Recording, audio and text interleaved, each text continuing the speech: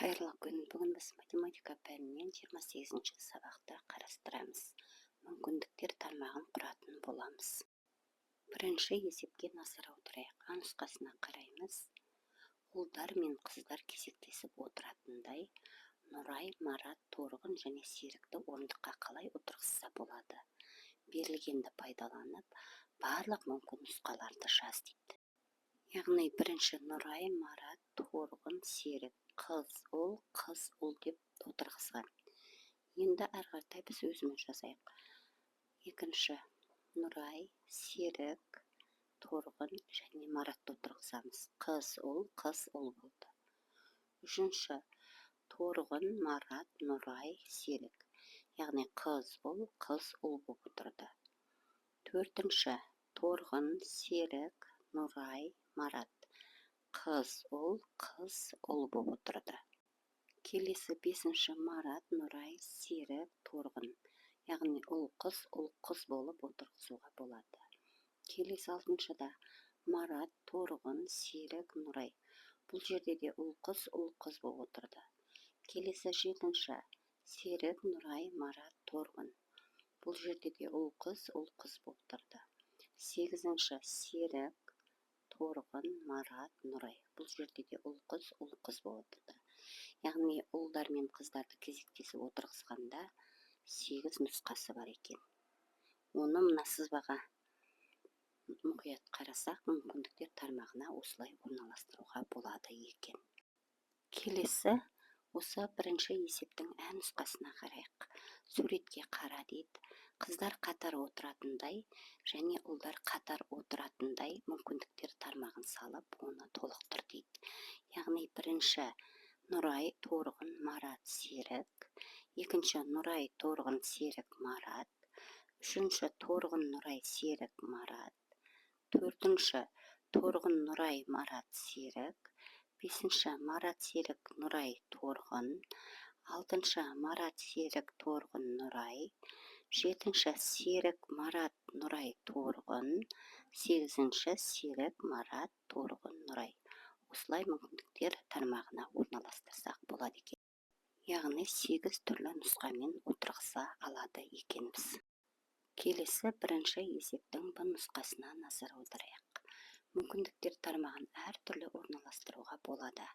Дәптеріңе мүмкіндіктер тармағын сал және толтыр дейді. Яғни Марат, Нұрай, Серік, Торғын. Марат, Торғын, Серік, Нұрай. Серік, Нұрай, Марат, Торғын. Серік, Торғын, Марат, Нұрай. Торғын, Серік, Нұрай, Марат. Торғын, Марат, Нұрай, Серік. Нұрай, Марат, Торғын, Серік. Нұрай, Серік, Торғын, Марат. Яғни осылай дәптерімізге мүмкіндіктер тармағын салуымызға болады екен. Келесі екінші есепке назар аударайық. А нұсқасына қараймыз. Екінші сызбадан төмендегі орналасу мүмкіндіктеріне сәйкес келетін тауып, қызыл түспен қоршапсыз дейді. Яғни Марат, Нұрай, Серік, Торғын. Серік, Торғын, Марат, Нұрай. Нұрай, Серік, Торғын, Марат. Осылай орналасу реті бойынша қызыл түспен қоршапсыз. Яғни Марат, Нұрай, Серік, Торғын. Серік, Торғын, Марат, Нұрай. Нұрай, Серік, Торғын, Маратты осылай қызыл түспен қоршапсыз. Енді осы екінші есептің А нұсқасына қарайық. Екінші сызбадан төмендегі орналасу мүмкіндіктеріне сәйкес келетін тауып, көк түспен қоршапсыз дейді. Яғни Торғын, Серік, Нұрай, Марат. Серік, Нұрай, Марат, Торғынды көк түспен қоршапсыз. Яғни бұл жерде Торғын, Серік, Нұрай, Марат. Серік, Нұрай, Марат, Торғынды осылай көк түспен қоршап сызып қоямыз. Келесі үшінші есепке назар аударайық. 2, 7, 9 цифрларын пайдаланып, қанша 2 таңбалы әртүрлі сан құрастыруға болады. Бұл сандарда цифрлар қайталануы мүмкін. Тапсырманы әртүрлі тәсілмен орында дейді. А нұсқасына қараймыз, мүмкін нұсқаларды таңда дейді. Бірінші 22, 72, 92 деп. Екінші 27, 77, 97 деп. Үшінші 29, 79, 99 деп. Яғни 2, 7, 9 цифрларын пайдаланып, 9 2 таңбалы әртүрлі сан құрастыруға болады екен. Енді осы үшінші есептің ән нұсқасына назар аударайық. Мүмкіндіктер тармағының сызбасын құру дейді. Яғни ондықтар 2, 7, 9. Бірліктер 2, 7, 9. Яғни 22, 27, 29 болады. Келесі тармақта бірліктер 2, 7, 9. Яғни 72, 77, 79 болады. Келесі тармақта 2, 7, 9. Яғни 92, 97, 99 болады. Келесі төртінші есепке назар аударайық. Есептерді шығар дейді. А нұсқасына қараймыз. АБ кесіндісінің ұзындығы 5 сантиметрге, ал СД кесіндісі 25 сантиметрге тең. Қай кесінді қайсынан қанша есе ұзын дейді. Яғни АБ кесіндісі 5 сантиметрге тең екен, ал СД кесіндісінің ұзындығы 25 сантиметрге тең екен. Қай кесіндісі қайсынан қанша есе ұзын екенін тап дейді. Оны табу үшін үлкен санды кішкентай санға бөлеміз. Яғни 25-ті 5-ке бөлеміз, 5 болады. Яғни СД кесіндісі АБ кесіндісінен 5 есе ұзын екен. Келесі осы төртінші есептің ән нұсқасына назар аударайық. АБ кесіндісінің ұзындығы 5 сантиметрге, ал СД кесіндісі 25 сантиметрге тең. СД кесіндісі АБ кесіндісінен неше сантиметрге ұзын дейді. Яғни АБ кесіндісі 5 сантиметрге тең, ал СД кесіндісінің ұзындығы 25 сантиметрге тең. СД кесіндісі АБ кесіндісінен неше сантиметрге ұзын дейді. Ол үшін 25-тен 5-ті азайтамыз, 20 болады. Яғни СД кесіндісі АБ кесіндісінен 20 сантиметрге ұзын екен. Енді осы төртінші есептің Б нұсқасына назар аударайық. Бір сөреде 5 кітап, ал басқа сөреде одан 4 есе артық кітап бар. Екі сөреде барлығы неше кітап бар дейді. Алдымен есептің қысқаша шартын жазып алайық. Бір сөреде 5 кітап бар екен. Ал басқа сөреде, яғни екінші сөреде кітап саны белгісіз. Біріншіге қарағанда 4 есе артық екен. Яғни алдымен біз екінші сөредегі кітап санын анықтап аламыз. Одан кейін барып, екі сөреде барлығы неше кітап барын табамыз. Ол үшін 5-ті 4-ке көбейтіп, екінші сөреде неше кітап барын тауып аламыз. Яғни екінші сөреде 20 кітап бар екен. Енді барлығын табу үшін осы екінші сөредегі 20 кітапқа бірінші сөредегі 5 кітапты қосамыз, сонда 25 болады. Яғни екі сөреде барлығы 25 кітап бар екен. Келесі 5-ші есепке назар аударайық. Есепте дейді. 8 дециметр квадратқа 49 дециметр квадратты қоссақ, 57 дециметр квадрат болады. 9 сантиметр квадратты 4-ке көбейтсек, 36 сантиметр квадрат болады. 40 метр квадратты 5-ке бөлсек, 8 метр квадрат болады. 500 сантиметр квадраттан 235 сантиметр квадратты азайтсақ, 265 сантиметр квадрат болады. Келесі 6-шы есепке назар аударайық.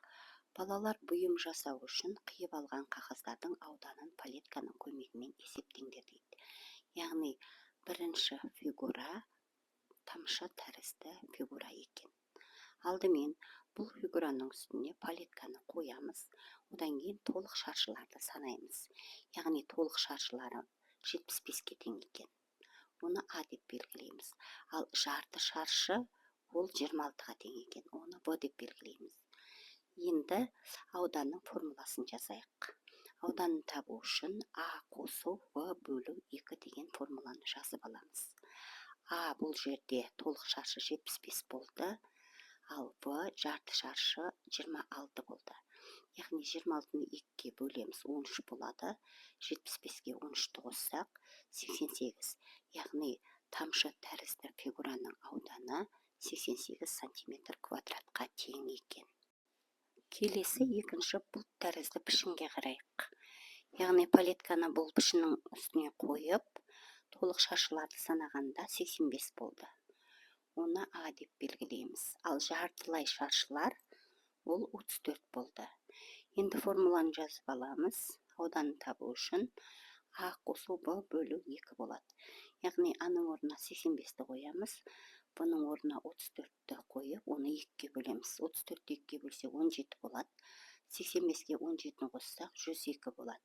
Яғни бұл тәрізді пішіннің ауданы 102 сантиметр квадратқа тең екен. Келесі 7-ші есепке назар аударайық. Есепті оқы дейді. Балалар әлемі дүкенінің бір бөлімінде тоқылған заттар сатылады. Қара, жасыл бүкебайлар, көк, ақ тақиялар және сары, қызғылт сары қолғаптар. 3 заттан тұратын неше жиынтық жасауға болады? Мүмкіндіктер тармағын сызып, алынған нәтижелерді салыстыр дейді. Яғни 3 заттан тұратын 8 жиынтық жасауға болады екен. Бірінші, қара бүкебай көк тақия сары қолғап. Екінші, қара бүкебай көк тақия қызыл сары қолғап. Үшінші, қара бүкебай ақ тақия сары қолғап. Төртінші, қара бүкебай ақ тақия қызғылт сары қолғап. Бесінші, жасыл бүкебай көк тақия сары қолғап. Алтыншы, жасыл бүкебай көк тақия қызғылт сары қолғап. Жетінші, жасыл бүкебай ақ тақия сары қолғап. Сегізінші, жасыл бүкебай ақ тақия қызғылт сары қолғап. Яғни 8 жиынтық жасауға болады екен. Енді мүмкіндіктер тармағын сызып, алынған нәтижелерді орналастырып салыстырайық. Яғни мүмкіндіктер тармағында да 8 түрлі жиынтық жасауға болады екен. Келесі 8-ші есепке назар аударайық. Кесте бойынша есептер құрастырып, оларды шығар дейді. Яғни кестеге назар аударамыз. Кестеде қарындаш, ұштағыш және түрлі түсті қағаз берілген екен. Енді осы бойынша есептер құрастырайық. Бір қарындаштың бағасы 9 теңге тұрады. Әли осындай бірнеше қарындашқа 45 теңге төледі. Әли неше қарындаш сатып алды деп есеп құрастырайық. Енді осы есептің шешуін табамыз. Яғни бір қарындаштың бағасы 9 теңге тұрады екен. Осындай бірнеше қарындашқа 45 теңге төленіпті. Яғни бұл 45 теңге заттың құны екен. Әли неше қарындаш сатып алғанын табамыз, санын табамыз. Ол үшін 45-ті 9-ға бөлеміз, 5 болады. Яғни Әли 45 теңгеге 5 қарындаш сатып алады екен. Яғни бір ұштағыштың бағасы 6 теңге тұрады екен. Осындай 5 дана ұштағыш сатып алды. Бұл саны, енді құнын табамыз. Барлығы неше теңге төлеген. Ол үшін 6-ны 5-ге көбейтеміз, 30 болады. Яғни 5 ұштағыш 30 теңге тұрады екен. Енді келесі кесте бойынша есеп құрастырайық. Серік 8 дана түрлі түсті қағаз сатып алды. Ол барлығы 40 теңге төледі. Бір түрлі түсті қағаз бағасы неше теңге тұрады? Яғни бір заттың бағасын табамыз. Ол үшін 40-ты 8-ге бөлеміз, 5 болады. Яғни бір түрлі түсті қағаз 5 теңге тұрады екен.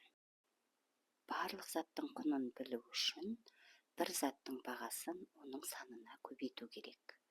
Сатып алынған заттың санын білу үшін барлық заттың құнын бір заттың бағасына бөлу керек. Бір заттың бағасын білу үшін барлық заттың құнын оның санына бөлу керек. Келесі 9-шы есепке назар аударайық. Тиімді тәсілмен есепте дейді. Бірінші өрнекке қараймыз. 5 қосу 39 қосу 95 өрнегінде алдымен 95-ге 5-ті қосып аламыз. 100 болады, 100-ге 39-ді қоссақ 139 болады. Келесі 6 қосу 98 қосу 94 өрнегінде 94-ге 6-ны қосып аламыз, 100 болады. 100-ге 98-ді қоссақ 198 болады. Келесі 205 қосу 199 қосу 295 өрнегінде алдымен 205-ге 295-ді қосамыз, 500 болады. 500-ге 199-ды қосамыз, 699 болады.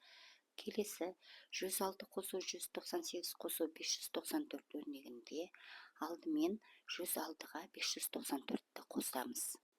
700 болады. 700-ге 198-ді қоссақ 898 болады. Келесі 105 қосу 599 қосу 195 өрнегінде алдымен 105-ге 195-ді қосамыз. 300 болады. оған 599-ды қоссақ 899 болады. Келесі 306 қосу 298 қосу 294 өрнегінде алдымен 306-ға 294-ті қосамыз. 600 болады. 600-ге 298-ді қосамыз. 898 болады.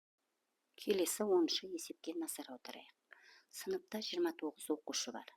Кейбіреулері хауызға және сурет үйірмесіне барады. 16 оқушы хауызға да сурет үйірмесіне де барады. Үшеуі тек сурет үйірмесіне, ал бесеуі тек хауызға барады. Қанша оқушы хауызға да сурет үйірмесіне де бармайды дейді. Ол үшін алдымен 5-ге 16-ны, оған 3-ті қосып, үйірмеге барлығы неше оқушы қатысатынын анықтап аламыз. Яғни үйірмеге барлығы 24 оқушы қатысады екен. Енді сыныптағы барлық 29 оқушыдан осы 24-ті азайтсақ 5 болады. Яғни 5 оқушы хауызға да сурет үйірмесіне де бармайды екен. Достар, бүгінгі сабағымыз ұнаса, осы каналға тіркеліп, басып, пікір білдіріп кетуді ұмытпаңыздар. Сонда келесі сабақтың есептері, жауаптармен сіздерге көрініп тұратын болады.